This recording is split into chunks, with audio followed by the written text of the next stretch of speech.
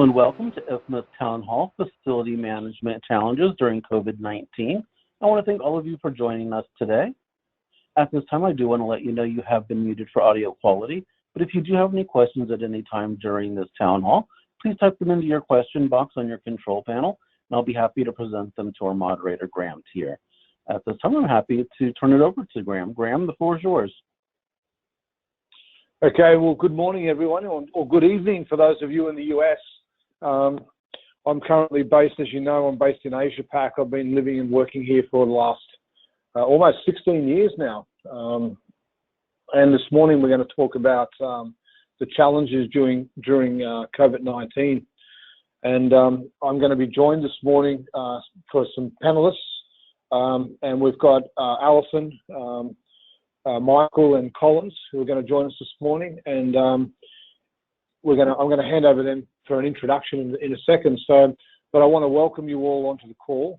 Thank you for taking the time out of your evening or morning, as it may be, and hopefully we can share some insights into what's happening around the globe, particularly with the challenges that we're all facing in our day-to-day operations and organisations. And you know, these are unique times for us all, and how we deal with this. So let me kick off with first of all getting an introduction from each of the panelists, and I'm going to start with Alison, who's coming to us from HKS. And so, Alison, if I can ask you to give a quick introduction about yourself and the role that you're playing, that key role that you're playing in advising healthcare, in designing and operations of healthcare facilities. And you know, I know you've got an extensive background in hospitals and hospital operations and administration, which is critical in this sort of infrastructure design. So if I can give you a few minutes just to give an introduction about yourself to help participants understand what you're doing and the challenges you face. Of course, thank you, Graham. I'm with HKS, and we are a large architectural firm, primarily in the US, though we have offices in Singapore and in India. I am part of our advisory team within the company, so I'm not an architect or an engineer. I have a background in healthcare, as Graham said, 32 years in healthcare. I'm a clinician and spent most of my time in hospital administration. So joining the architectural firm as an advisor internally and externally with our clients on how the built environment can support operations. And in the middle of this pandemic, that's become extremely important, as you all know, that environment can cause problems or help with our desire to keep employees safe, to keep visitors safe, to keep areas clean and functioning, has been a challenge during this. So I'm happy to be here with you all and hope to learn some things as well as share some insights with you as well. Excellent. Thanks a lot, Alison. Let's switch to the Philippines now. Good morning, Michael, to you.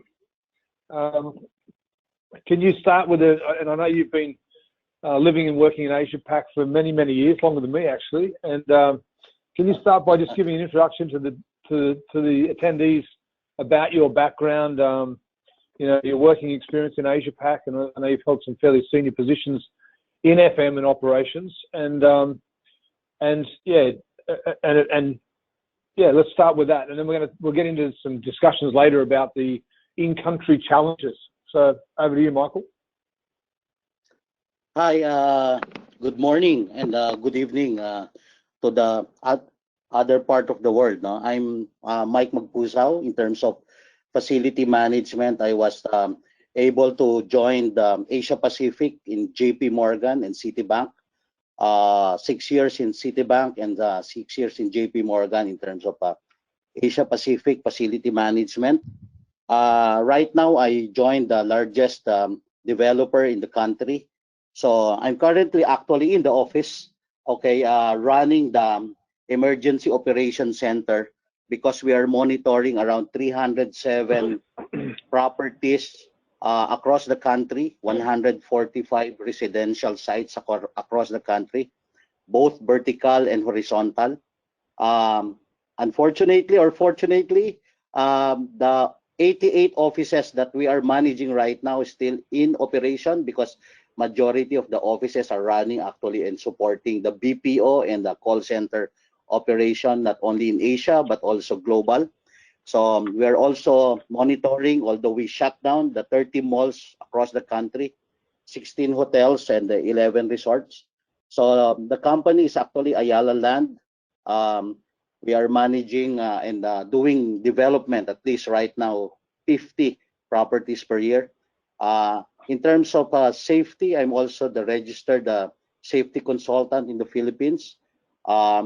To and also I'm teaching in the university for the last 24 years in terms of engineering. By profession, I'm electrical and mechanical engineer.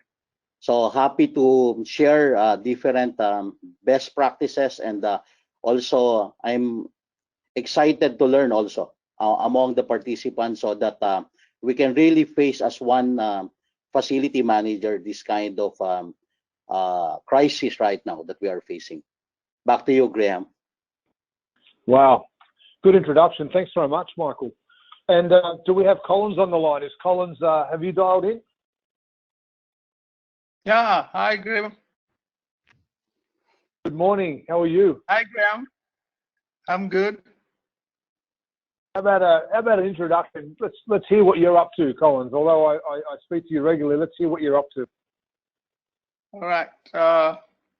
Good morning, people from Asia, and good evening from Nigeria.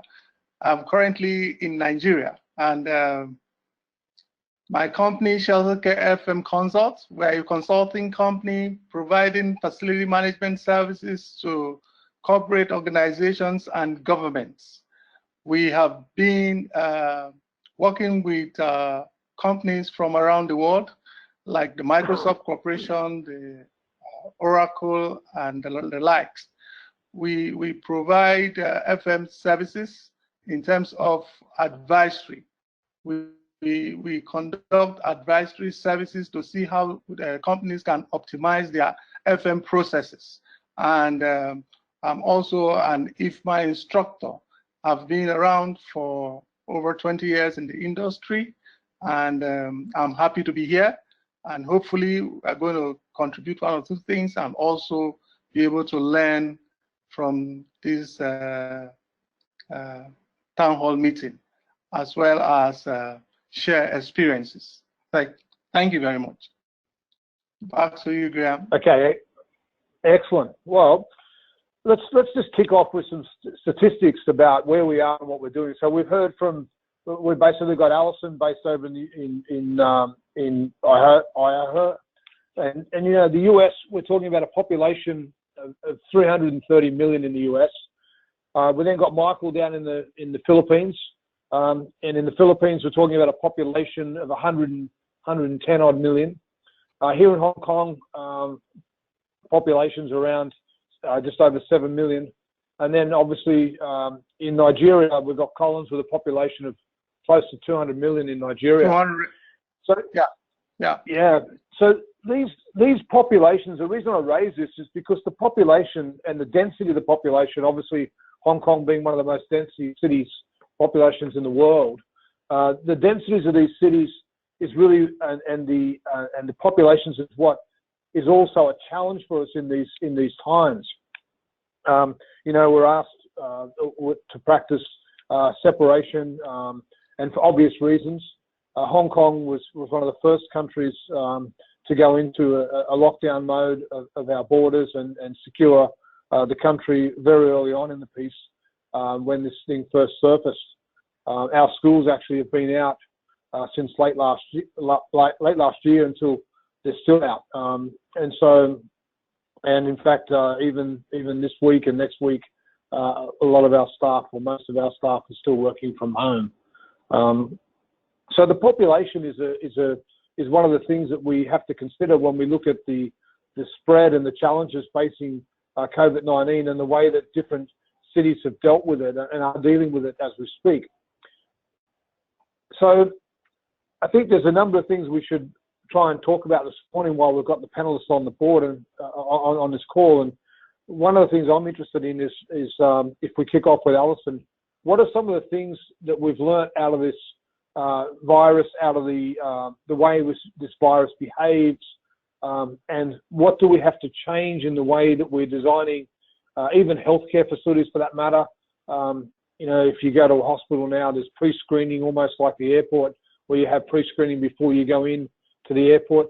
What are some of the things, Alison, that we've learned out of this, or we're learning out of this, and that we need to incorporate into these new facilities?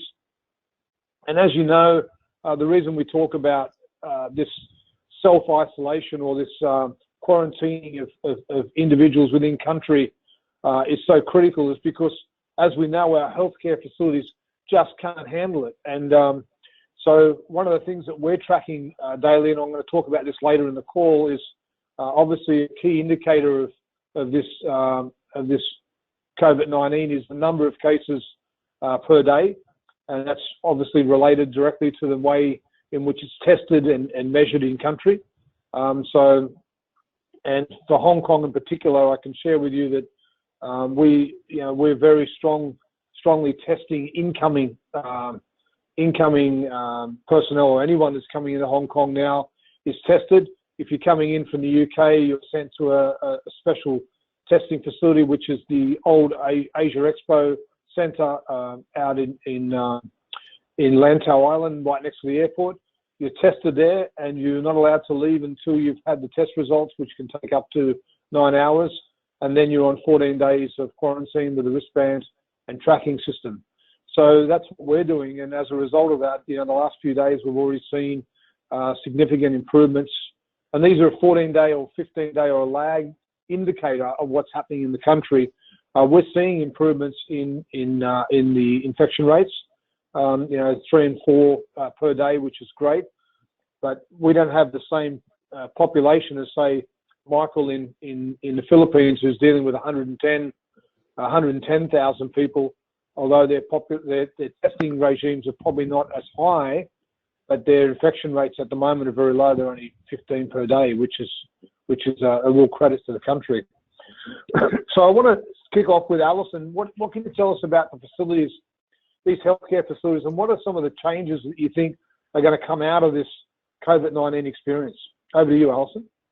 This is an unprecedented case for us in the United States, and while hospitals drill and prepare, I think nothing had truly prepared us for what we're seeing. So when we look at our facilities and think about a hospital and the number of people who come through a hospital in a day, the number of entrances to manage and monitor.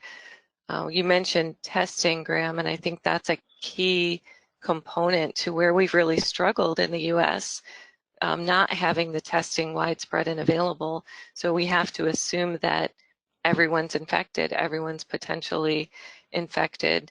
So hospitals very quickly had to close off entrances and reduce the number of people coming through their buildings, and then attempt to manage the volume of people coming to the emergency department. And again, the emergency department has multiple entrances, has wide open waiting areas, often only a couple of rooms that are negative pressure. And what do you do now when you've got an influx of people coming into the facility? How are you separating clean and dirty and infected and non-infected, or those with symptoms and those without? How do you move patients throughout your building? And then cohorting those patients. Some of our clients chose to take, if they had multiple hospitals, they chose to take one hospital and make that their COVID hospital.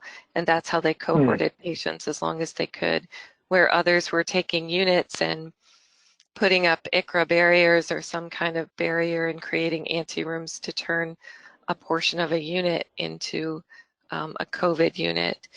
So I think we're going to see a lot of changes going forward in how we can, because this isn't an isolated event. We have to assume that we're going to be faced with this for a while. And how do we change that environment to be able to be flexible enough to accommodate the fluctuations in people needing care? The most difficult thing for hospitals was that we had to cancel surgeries and elective procedures, which is a huge moneymaker for a hospital. So while taking care of an influx of patients, revenues have taken a hit. Well, I think it's an interesting point, because I think we've all suffered around the world with facilities, or these what we call isolation facilities, or having these facilities available to us, particularly in a country like Hong Kong, where land is an absolute premium. But even the preparedness of these facilities for such an outbreak and such a scale of this pandemic is really, it's hit us all with a challenge.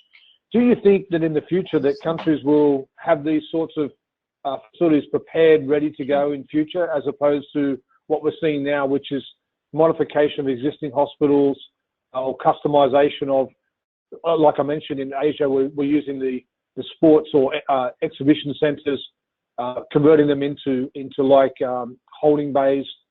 Do you think that will happen? I know in the US, remember during New Orleans, you guys used the sports area down there for housing of people. Do you think this sort of change will happen, or do you think you'll build custom facilities to deal with these sorts of outbreaks in the future?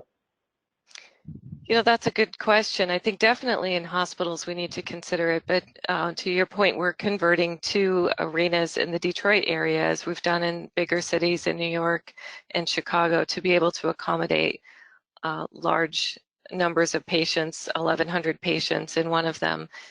And I think from the lessons learned, as we're building new venues, we should be looking at them with an eye for how could we quickly convert this if we needed to, because those types of venues with a lot of flat surface lend themselves to be able to quickly convert to a hospital. So yeah, which is ideal, right? Because right. So could we put in infrastructure as we build them that would allow us to quickly convert?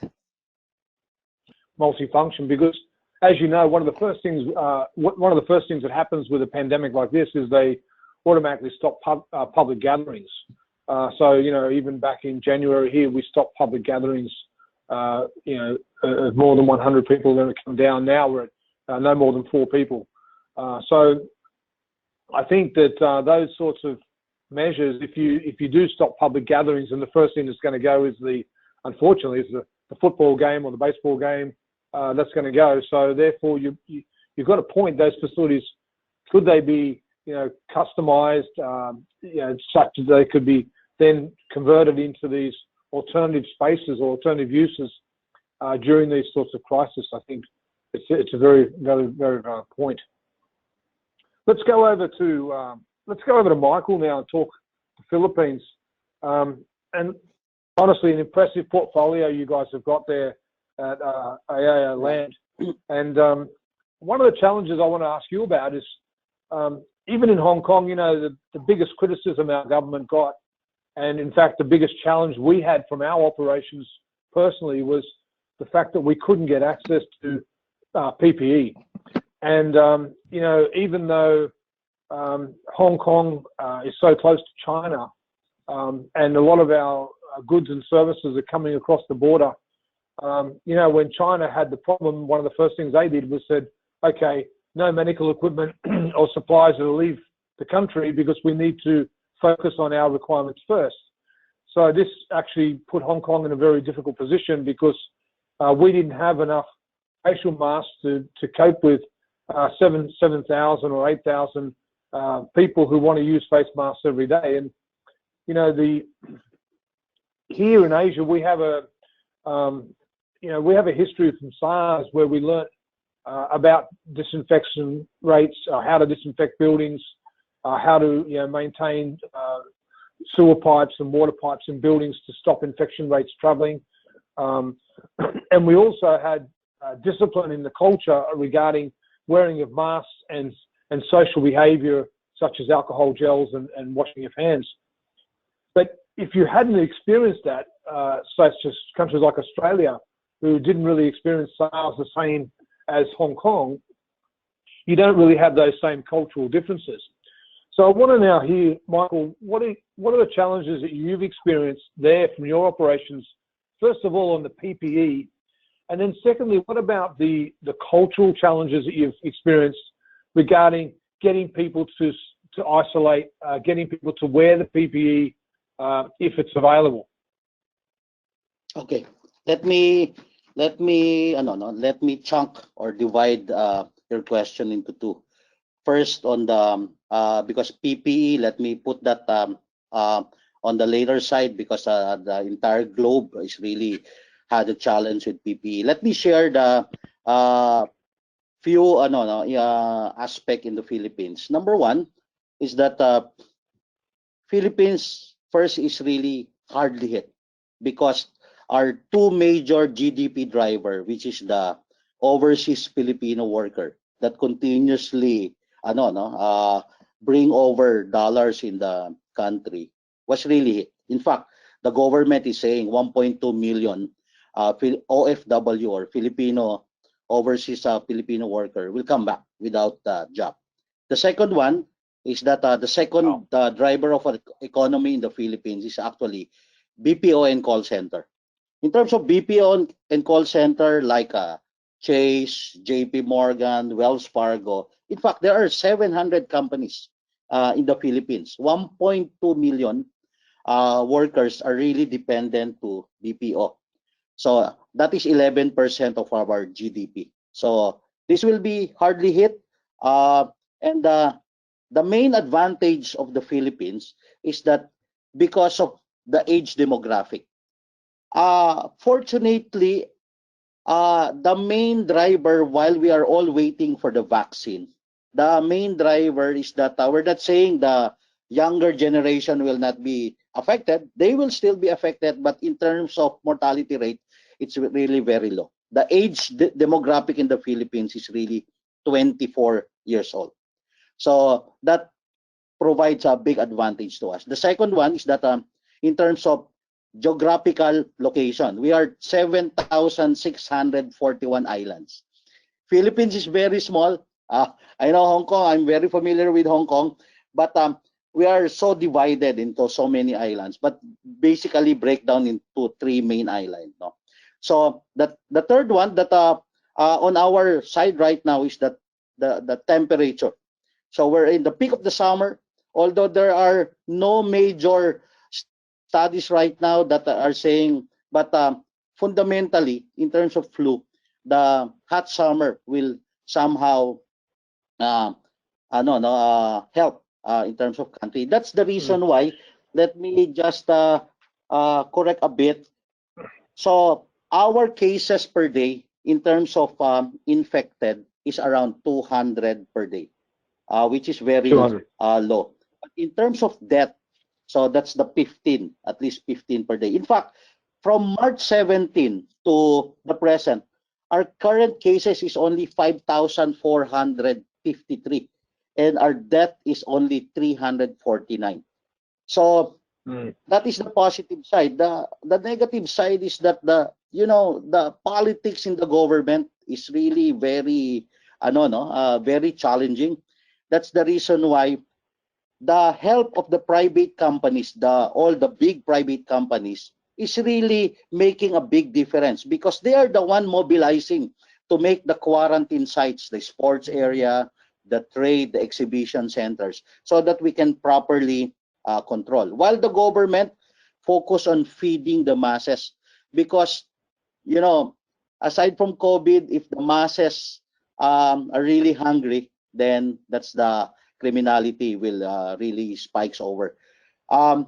That's where the positive side of the government comes in, because our president is somehow, we called Iron Man. So in terms of that, he was able to immediately deploy the military, the police, okay, to control the movement. In fact, the main to us, though, the main good decision of the government is really to quarantine immediately Luzon, because Luzon represents 2/3 of the entire country in terms of population. So quarantine immediately Luzon, specifically Metro Manila, which is the big chunk of the population. That really that really helps the country. But I think if you I think if you don't have if you don't have the challenge here, if you don't have the health infrastructure or the hospitals to cope with the numbers, then the only option you've got is really isolation, because you've got to try and keep the numbers down. Even if you look at a number of 200 people per day, it's a lot of people who are contracting COVID-19, then need to be treated, you know, for let's say a month on average, right? Then this becomes a real strain on the medical facilities. And the other thing exactly, is that there are some exactly, Graham. Even at this very, very low number, all the private hospitals are already at full capacity. Right now, the only thing that helping the medical facility are the sports area, the trade facilities that is being run by the private individuals. Yeah, but unfortunately, with this virus, they're not set up with the you know, with the equipment that they need to cope with the patients. And so this is one of the things that we're very cautious of here as well, our infrastructure and protecting that infrastructure. So it's a good point. And the other thing that you touched on, which is really interesting, and with unemployment and with you know, with these sorts of desperate times, you're right, comes the crime, comes the other issues that social unrest that needs to be dealt with as well. So yeah, interesting points. What about, just share with us about the PPE, because, you know, obviously Hong Kong relies on a lot of countries to provide PPE. You know, I think even the US has struggled with PPE. In fact, everyone around the world has struggled with it. And a lot of people are questioning now, we need to be more self-sufficient in country. We need to be able to look after our own supplies and our own supply chain in country for these sorts of critical aspects. What about the Philippines? Three aspects that I can share that on that perspective, Graham. Number one, the government, unfortunately, cannot sustain providing the PPE. That's the reason why most of the PPE donation right now is really coming from the private company. Say, for example, in the case of Ayala, so we supplied around 100,000 PPEs for the hospital, medical testing kits, even the chairs. So the healthcare facility is being supported fully by the big companies right now. Actually, that's the parallel support for the government. Number two, because of the scarcity of the PPE, especially the mask, especially once we resume back, okay, the government, although there is a caveat that they keep on mentioning, okay, they are saying, okay, we will allow the use of the washable face mask already, because rather than nothing at all, in terms of the ordinary surgical mask to the N95, which the entire globe is really on scarcity. So the government are actually promoting now the washable face mask. But unfortunately, in terms of full PPE in the hospital, the medical practitioner are actually suffering on it. Initially, the government, okay, stopped the migration of our nurses, because many of our nurses is actually either going to the Europe or going to the US. So we stopped for a while, okay, while this crisis, just to support the local. But let me give you a quick FM perspective. So right now, unfortunately, there are so many vendors that they are taking advantage on property and facility management team. They are selling so many expensive but no proven efficacy. So in Ayala and in the BPO that we are currently managing right now, we are simply going back to the basic, the most cost-effective way. No, 1:64 bleach and water solution, or 1:10 if there are already a confirmed case that we do disinfection. 1:10 bleach and water solution. Number two, so we are also putting along some effective, okay, not just for show, because some vendor keeps on saying some are effective, but we are putting on elevator UV. So just to So there is a device that a UV device that you can put on your elevator Yep. handrail. Yep. Then the AHU UV. Yes, it will not specifically hit the COVID, but the overall indoor air quality will be ano no. But we stopped putting sanitation tent in terms of UV sanitation, which the CDC clearly mentioned it can cause cancer and skin burn, and the famous misting tent that so many vendors is actually offering in the market. So what we did is we tried to put centrally the engineering study and cascade it across the company so that we have a common approach on what is effective and what is not effective and can harm the customer. So those are the things that we are currently doing right now, Graham. Thank you, Michael. So I think, you know, in summary, a lot of good things happening, and this is why the business continuity plans of organizations at the moment are really important. And I'm going to switch over now to my friend Collins in Nigeria. Now, you guys have got 200 million people population there. And so, you know, the challenge that you're going to have is the infrastructure facilities and your preparedness around those facilities. How do you adapt? And I think you guys have got the unfortunate advantage. You've dealt with Ebola, you've dealt with other pandemic outbreaks in country, and so you've got experience with dealing with this. But I want to hear from you what the challenges on your facilities and on your preparedness, your business continuity plans. Like I said, in Asia, most of us, we're not like the US. Most of us normally work in office. We come in before the boss, we leave after the boss. But nowadays, honestly, we're all working remote. So it's put a lot of strain and stress on our IT systems. But I want to hear about what's happening with you, Collins. All right. Thank you very much, Graham, for that very interesting question. First of all, we want to say we are very grateful to God for sparing the continent of Africa from this very great epidemic. It's not as bad as what it is in the rest of the world. Right now, as we speak, even though we have a very big population of over 200 million, we have less than 360 cases, out of which about 90 or close to 100 people have recovered, and we've only recorded 11 deaths. So that is impressive, and I believe is basically the mighty hand of God that have sustained this continent. And looking at the challenges that we face as facility managers in this part of the world, with particular reference to the COVID-19 epidemics, I would say that it is truly very challenging. First of all, the government does not recognize the strategic role facility managers play in this very critical time. First of all, when the selected organizations and professions that are identified as essential services, unfortunately, the facility management profession was not considered. And as a result, mistake, Collins. We need to struggle.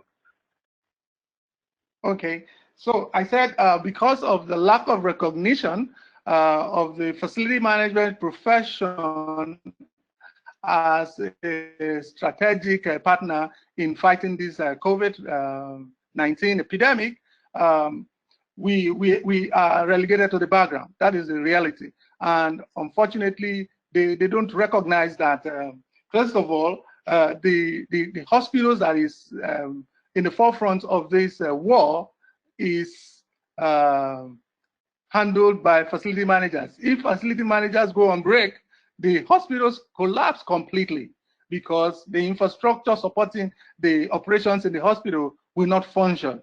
Like the ventilators are supposed to work 24/7 uninterrupted with power supply. If there are no facility managers in the hospitals, definitely with the epileptic nature of power supply in this country, the ventilators will not work. And even at that, we are still trying to push for us to be recognized and given the rightful position to play in this critical fight. I've spoken with a couple of people managing facilities, both government and private, and one of the biggest challenges that we're facing right now is people are beginning to understand the need to work from home. But of course, we cannot take the place of the corporate office environment from businesses. So the greatest fear everybody is having now is how to get people back to work and get them to their offices when eventually the country decides to reopen businesses and we start operating. And again, the fact that there's going to be a lot of cleaning and disinfecting of the workplace. I don't see Nigeria having the capacity. Imagine the government says that for any office space to be occupied, it has to be disinfected before anybody is allowed to go into the building. So it means that people would, for instance, right now it's difficult to get disinfectants in the market, and there are so many challenges right now going to get disinfectants. And these are the things that we're currently contending with, and is giving us some sleepless nights. Okay. So you touched on a number of points there, and I think all valid ones. I think the facilities and the importance of facilities managers in this role. I can assure you, from our organisation perspective, the facilities managers are still coming to work each day. We're the ones that are ensuring a safe work environment for the staff to come back to if they need to come to the office. We're making sure that the PPE and all the relevant equipment is there. We're working closely with the HR teams to make sure that the procedures in which staff enter the offices are also, at the right level to protect others in the office. So for a while there, we stopped all external people coming into the offices for meetings, only staff. And you have to have a mask. You have to have your temperature checked. You have to check your temperature before you leave home. If you have a fever, don't come in. We also self-quarantine staff that have travelled with. So you've got a lot of kids from Hong Kong are studying abroad in the UK, US, Australia. As they come back to Hong Kong, unfortunately, the parents of those kids are also isolated for 14 days as a part of the process, so that there's no local transmission. So we've got some pretty strict guidelines in place covering this at the moment. But like you pointed out, this is having an impact on facilities. So it's having a huge impact on the F&B operations and those facilities. So therefore it's impacting rents, it's therefore impacting FM fees and charges. A lot of things are being impacted by this, and there's a roll-on effect. A couple of things that are interesting and debatable around the different regions, whether it be in the Philippines or in Nigeria or the US or even here in Hong Kong, is the testing rates and the rates in which people can be tested, the speed and the accuracy of those tests. Some people may be reluctant to do the testing as it may make the results worse, but honestly speaking, unless you do the testing, you're never going to find out where the root cause of the problem is. If I can, Nick, can you just go forward to the slide? I want to share the slide on how we're tracking the cases in Hong Kong. There's a slide on that.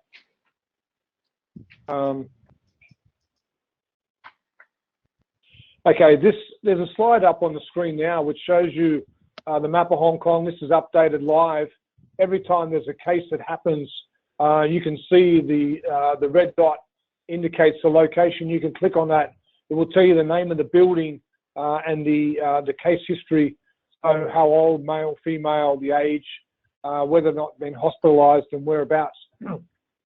So one of the things that we're seeing now from facilities perspective is we're seeing technology and apps that are coming available, and things to help us manage our facilities, our buildings, our operations, whether they be residential, hospitals, or whatever else, to give us live data about what's happening, at the forefront. So this is there's a link which we will share. I think it's the next slide actually, with some series of links that you can get and download. We have the Center for Health Protection here in Hong Kong, which has been an absolute godsend for the facilities managers to get access from. So we go to these links that are on the screen. We'll share all this presentation material with you. But from there, we send out our Hong Kong chapter sends out a daily or weekly update, which gives the number of coronavirus cases, the stats on that, and the dashboards, the various government dashboards that you can get hold of if you need to get more information. One of the things that there's so much information in the world at the moment floating around. Some studies coming out of Europe saying that the virus can survive up to 98 degrees in temperature. Therefore, you know, just because you're going into a summer month doesn't mean it's not going to be impacting your environment. So there's so much information, and I challenge all the listeners to stay in tune, stay connected with the IFMA pandemic website and the link there. They've done a great job through the Knowledge Library to bring all these documents together, including the working procedures for people if you want to work from home, etc., etc., or if you want to know what procedures you should put in place for your office staff. These sorts of stuff can be downloaded from IFMA. So I think I challenge you to use that facility as members and to use these webinars. You know, webinars, online meetings with Microsoft, etc., are going to be something that we are now commonly doing every day, as opposed to just sporadically. The US is already way above anyone else. You know, you guys are 50% of the US population already was working from home or working remotely in some fashion. Those trends are not so popular here in Asia, and because obviously we don't have the home size or the infrastructure for that. But these sorts of things have now changed. So let's just talk quickly with the group, with the panel, about as we hopefully will contain this pandemic over the next 3 months, or at least see better ways and lessons of dealing with the pandemic. We talked to Alison this morning about what does that mean for facilities and design facilities, and I think based on the call so far, Alison, there could be some work for you in around the world with other healthcare facilities. So any wrap-up comments from you, Alison? Because we've got basically 15 minutes. I wouldn't mind a wrap-up from you and some of the things that you've learned and some comments before we finish the call at 9:30. Yeah, I've seen some of the questions coming through about business continuity, business recovery, and how do we bring people back to work. And to your point, my own company, we've been working remotely for the past month, and we've actually found that in some cases with our clients, it works better than when we're on site. So I think all companies who are working remotely right now are going to learn a lot about how to do it better, and may carry some of that forward into the future. But you know, there's no going back, I don't think, to the way we were before. The whatever you want to call it, the new normal, or how we have to accommodate, because this virus and others we will be faced with for a long time. So I think the question's very relevant about how do we start reopening the communities that we live in, the countries that we live in, and getting some industry back open. Go ahead. Well, the impact on tourism, food and beverage, these have been hugely hit by this. You know, the entertainment sector. You know, you can't even go to a theatre or to watch a play.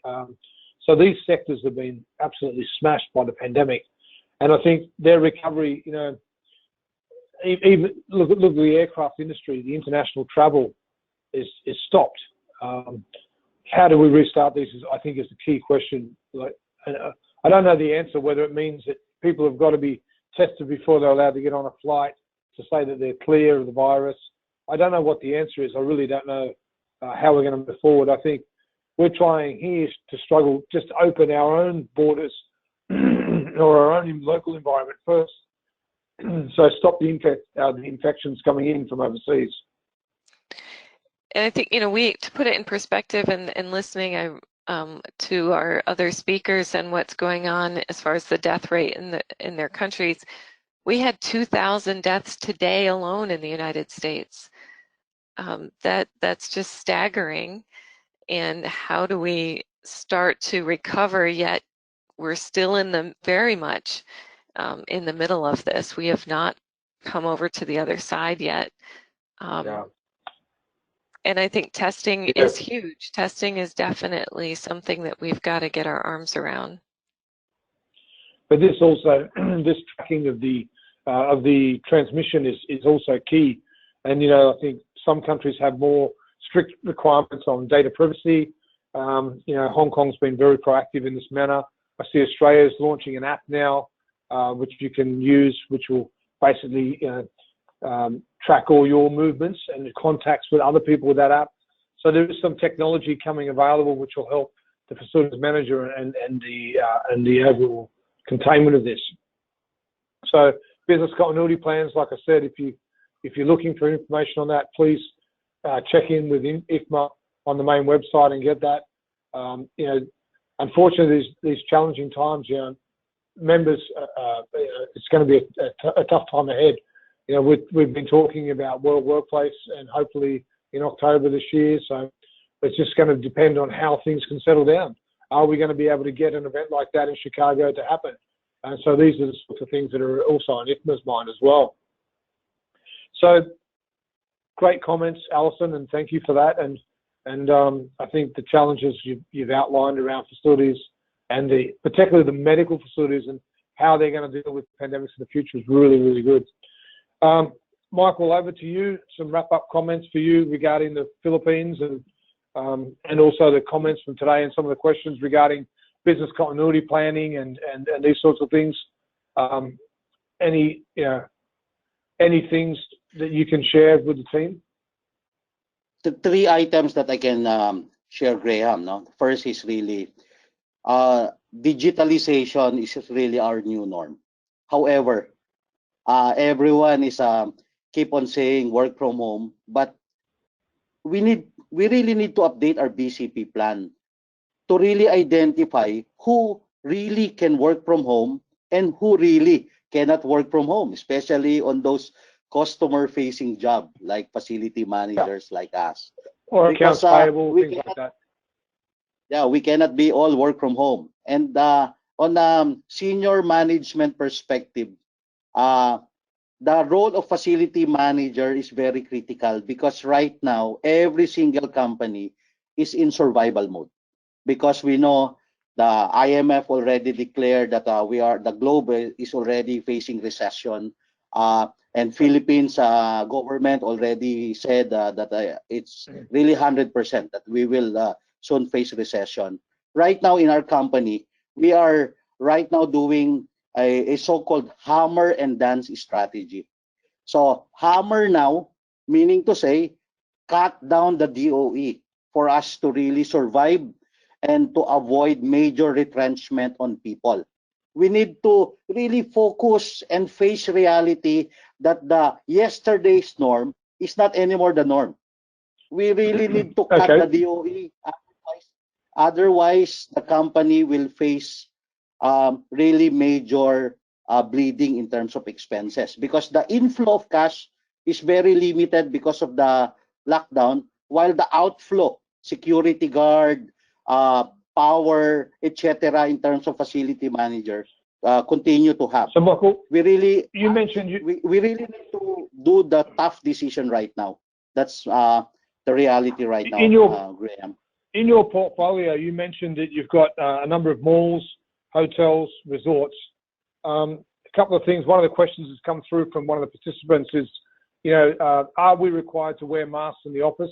The answer is you must have a mask to come into the office. We will provide the masks. Therefore, the stock levels of that, in order to open the office, we have to have enough stock levels to give at least attendees to work every day one mask. That's what the general requirements is. The banks are doing the same here in Hong Kong. They actually issue you 5 masks on Monday, one for each day of the week, and that allows you to travel to work on public transport with a mask on and allows you to come into the office. When you're in the office, if you're in a safe environment, you don't have to wear a mask. if you're attending an office, a meeting with others, you're encouraged to wear the mask. And if you, obviously, if you have any symptoms, then you're encouraged not even to come into the workplace, but definitely to wear the mask. So hopefully that answers the question that come through. What about for you in your hotels? Right. All your staff obviously are wearing masks. Okay, so hotel, it's easy because the number of people is really very minimal. Okay, but office and mall, but right now all the malls are closed. The office are open, and the volume of people is really a challenge. So where we are coming from is that first, we are using the government different law right now that mandates everyone to wear the mask. Okay. So because well, if we don't have a law, maybe not as strict as Singapore. Singapore has now implemented a hefty fine if you're not wearing a mask, right? So okay. So right now it's not really across the country right now, but it's really many local government released that. So coming from that, we released to our customers of the building. We call that tenant of the building, and customer across to really wear masks. So, but we can only provide the washable mask because in as much as even the big company wants to provide those masks, there's not available right now. We want to prioritize those disposable masks to the medical community. Okay, but certainly, you know, like your facilities and our facilities, we have regular cleaning of areas. You know, every 3 hours, all door handles are cleaned with the alcohol wipes, etc. So these sorts of procedures, these have been in Asia for a long time because of SARS, but there's different levels. We have 3 levels of escalation, which we're using here and applying to our facilities. And I think, once again, if you want any details on that, you can download it from the IFMA website. And just, Collins, lastly but not least, by any means, any comments or wrap up for you that you want to cover? Yeah, thank you very much. I think at this stage, the virus has come to change the world the way we know it, and we have to begin to plan ahead to see how we can forge a common front for this global entity that we live in. I believe that the facility management professions will begin to focus more on strategic planning and emergency preparedness and business continuity. And of course, the ISO certification that was just passed, ISO 41000 series, I think we need to begin to promote it in our various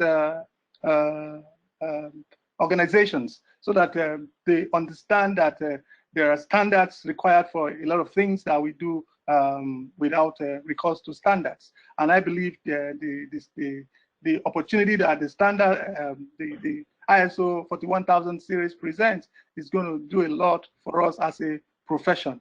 And above all, it's time for us to stick together and share best practice. Like IFMA has graciously put together different webinars and events to help promote knowledge and share best practice in these very trying moments that we are all in today. And I see us pulling through, and we will come out stronger and better. Yeah, wow, good closing comments. I think you touched on it. These are challenging times for us all. It's a new paradigm that we're in, a new paradigm for our facilities and the way that we'll design our facilities into the future, which Alison touched on.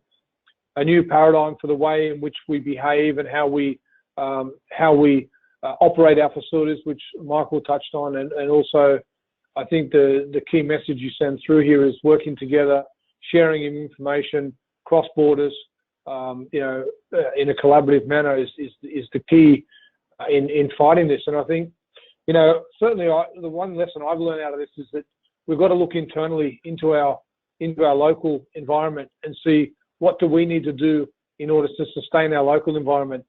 Up until January this year, or even December last year, our cities were very international. Everyone flying in and out, traveling here and there, and that's just come to a screaming halt. I think we have to deal with that change. We have to deal with the fact that it's probably better for the environment, to be honest with you, but it's certainly, we're now spending more time at home with our families. We're spending more time exercising out in open doors, in open places, as a result of this change. And I think adapting to that, adapting our facilities to that, and helping our organisations as facilities managers play a key role in this movement, helping our organisations stay at the forefront with technology and operations is key.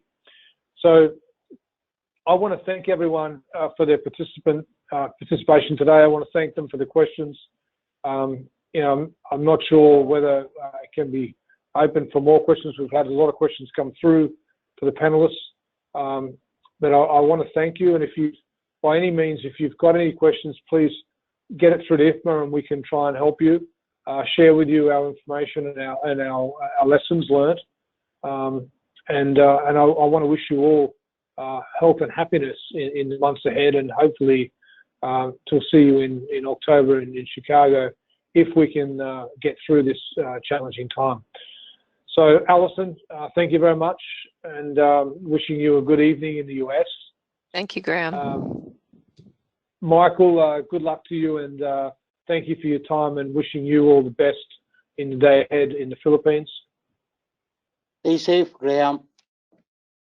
Thank you. And Collins, always lovely to talk to you.